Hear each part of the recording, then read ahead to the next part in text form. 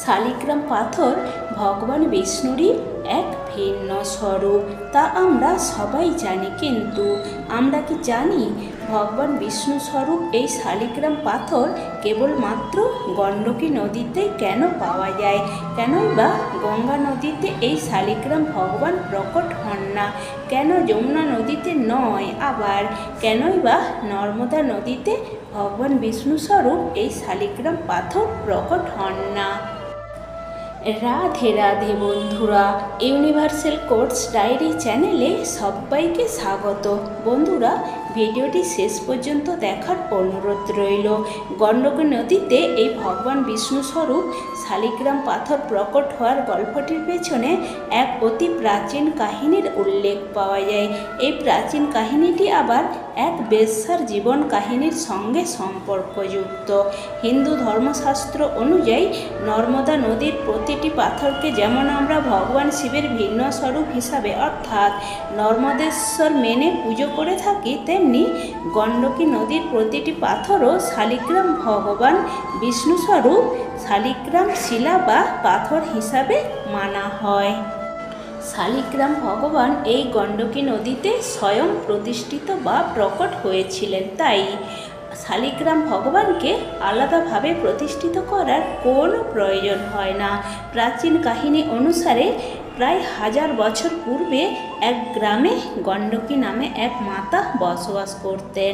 কথিত আছে যে এই গণ্ডকী মাতা এক বেশ্যা ছিলেন, অর্থাৎ বেশ্যাবৃত্তি করেই তিনি জীবিকা নির্বাহ করতেন। দিনে একাধিক পুরুষের সঙ্গে ভোগ বাসনা করতেন, বিনিময়ে তিনি অর্থ নিতেন। এই বেশ্যাবৃত্তি করতে করতে দীর্ঘ সময় অতিবাহিত হয় এবং এই বেশ্যাবৃত্তি তার জীবিকা থেকে তার এক ভয়ঙ্কর নেশায় পরিণত হয়, অর্থাৎ রোজ একাধিক পুরুষের সঙ্গে ভোগবিলাস করতে করতে এটা তার অভ্যাসে পরিণত হয়। তিনি কোনোভাবেই এই কুঅভ্যাস থেকে বিরত থাকতে পারতেন না। একদিন এক মহাত্মা অর্থাৎ এক সাধু ওই গ্রামে আসেন, যে গ্রামে এই গণ্ডকী মাতা বসবাস করতেন। গ্রামে এসেই এই মহাত্মা গ্রামের মানুষদের কল্যাণ করেন।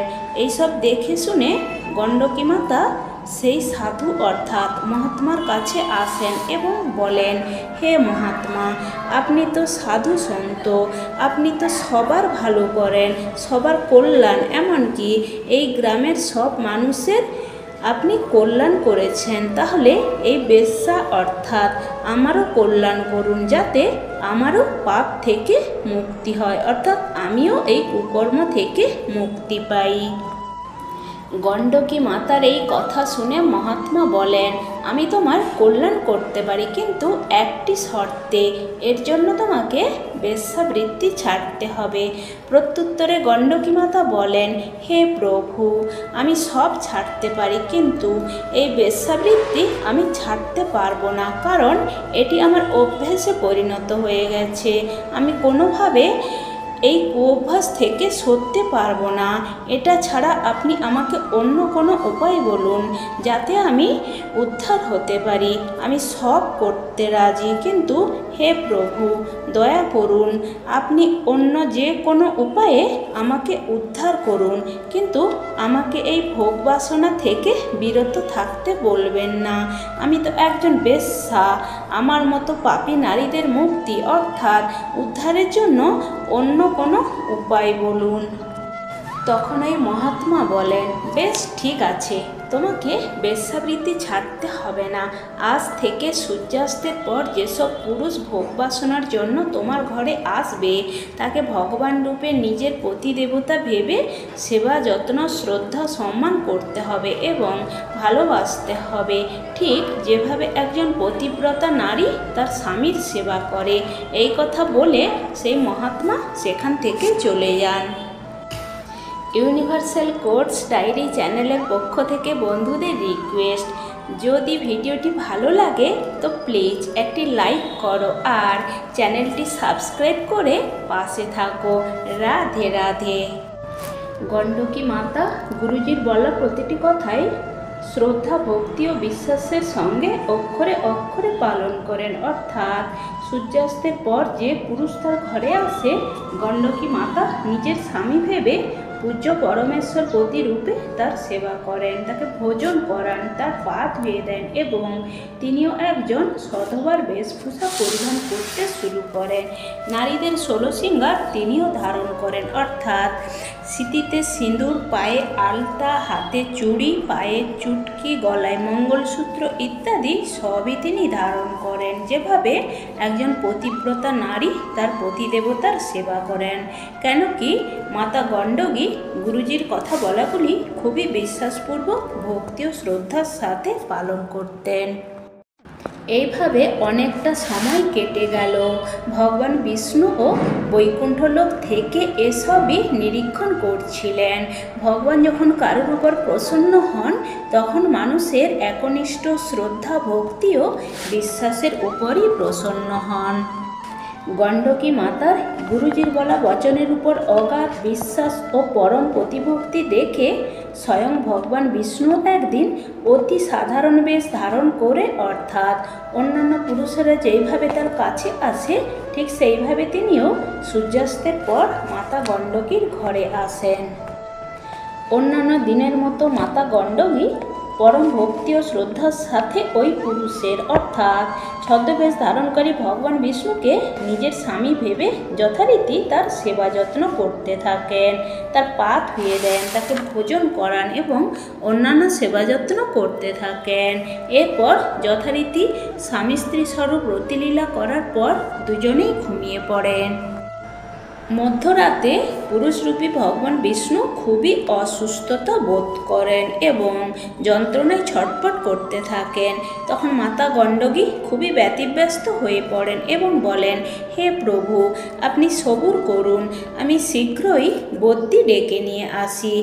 আর ভগবান তো ভগবানই হন, তিনি তো অন্তর্যামী। তিনি তো মাতা গণ্ডকীর সাথে জেনে বুঝেই তার পরীক্ষা নিচ্ছিলেন। তাই তিনি বলেন, না, তোমার কোথাও যাওয়ার দরকার নেই, তুমি আমার কাছেই থাকো, আমি তোমাকে ছাড়া থাকতে পারবো না। ব্রহ্ম মুহূর্ত অর্থাৎ ভোর রাত্রি 4টার সময় ভগবান খুবই অসুস্থতা বোধ করেন এবং ছটফট করতে করতে তিনি প্রাণ ত্যাগ করেন। তিনি ভগবান, তাই তার তো মৃত্যু হয় না, তিনি মরার নাটক করছিলেন মাত্র।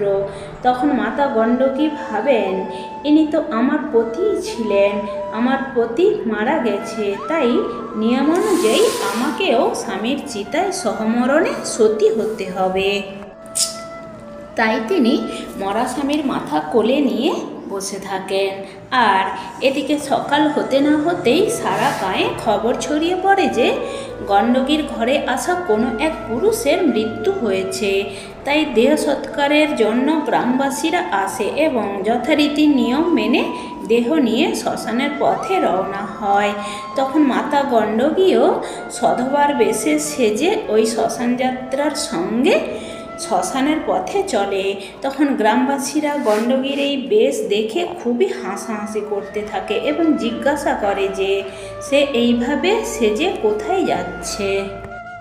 তখন গণ্ডকী বলে, এই পুরুষকে আমি আমার স্বামী হিসাবেই মেনেছি, আমার স্বামীর মৃত্যু হয়েছে, তাই আমিও আমার স্বামীর চিতায় একই সাথে সহমরণে সতী হতে চাই। তখন গ্রামবাসীরা খুবই উপহাস্য করে এবং তাচ্ছিল্য সহকারে বলে, আরে বেশ্যার আবার স্বামী হয় নাকি? কিন্তু গ্রামবাসীদের কটূক্তি, উপহাস্য, তাচ্ছিল্য কোনো কিছুই মাতা গণ্ডকীর মনে কোনো প্রভাব ফেলতে পারেনি, কারণ পতিব্রতা নারী স্বরূপ গণ্ডকীর মনে একটাই ভাবনা ছিল যে সে তার স্বামীর সঙ্গে সহমরণে সতী হতে চায়। তাই কারো কোনো কথায় ধ্যান না দিয়ে গণ্ডকী শবযাত্রার সঙ্গে সঙ্গে শ্মশানের পথে চলে এবং চিতার উপর বসে মৃত স্বামীর মাথা কোলে নিয়ে বলে, খবরদার, এ চিতায় কেউ আগুন দিও না। গণ্ডকী মাতা একাগ্র চিত্তে হাত জোর করে প্রার্থনা করেন এবং বলেন, হে প্রভু, আপনার বলা বচনের উপর যদি আমার পুরো বিশ্বাস থাকে এবং আপনাকে যদি আমি সত্যিই আমার স্বামী জ্ঞানে শ্রদ্ধা, সম্মান ও সেবা করে থাকি, তাহলে এই চিতা স্বয়ং নিজে থেকেই জ্বলে উঠবে। মাতা গণ্ডকী এই কথা বলা মাত্রই চিতা দাউ দাউ করে জ্বলতে থাকে। পুরুষরূপী ভগবান এক চক্ষু খুলে দেখেন যে গণ্ডকী ভয়ে পালিয়ে তো যায়নি, কিংবা আগুনে তার শরীর পুড়ে যাচ্ছে কিনা, কিন্তু তিনি দেখেন মাতা গণ্ডকী হাত জোড় করে দু চোখ বন্ধ করে তারই নাম জপ করছিলেন। তখন ভগবান চতুর্ভুজ রূপে প্রকট হন এবং বলেন, হে দেবী, আঁখি খোলো, আমি তোমার পরীক্ষা নিচ্ছিলাম। সঙ্গে সঙ্গে চিতার আগুনও নিভে যায় এবং ভগবান বলেন যে গুরুবচনের উপর তোমার অগাধ বিশ্বাস এবং আমাকে পতি হিসাবে মেনে সেবা করাতে আমি খুবই প্রসন্ন হয়েছি, তাই আমি তোমাকে বরদান দিতে চাই, বলো তুমি কি চাও। তখন গণ্ডকী মাতা করজোড়ে বলেন, হে প্রভু, আজ আমার জীবনের সবচেয়ে সুখের মুহূর্ত, যখন আপনার মাথা আমার কোলে ছিল, তাই আমি এই বরদানই চাই, আপনি সদা সর্বদা আমার কোলেই বিরাজমান থাকুন। একথা বলার পর মাতা গণ্ডকীর দু চোখ বেয়ে অশ্রুধারা ঝরতে থাকে এবং তার পুরো শরীরও জলে পরিণত হয়, আর ওই জলধারা থেকেই গণ্ডকী নদীর সৃষ্টি হয়। তখন ভগবান বলেন, তথাস্তু, আজ থেকে তুমি গণ্ডকী নদী হয়েই বইতে থাকবে, আর আমি তোমার মধ্যে শালিগ্রাম পাথর হয়ে সদা সর্বদা বিরাজমান থাকব। এই গণ্ডকী নদীতে আজও শালিগ্রাম ভগবান বসবাস করে থাকেন। তো বন্ধুরা, ভিডিওটি কেমন লাগলো কমেন্ট করে জানাও, আর মন থেকে ভালোবেসে একবার রাধে রাধে।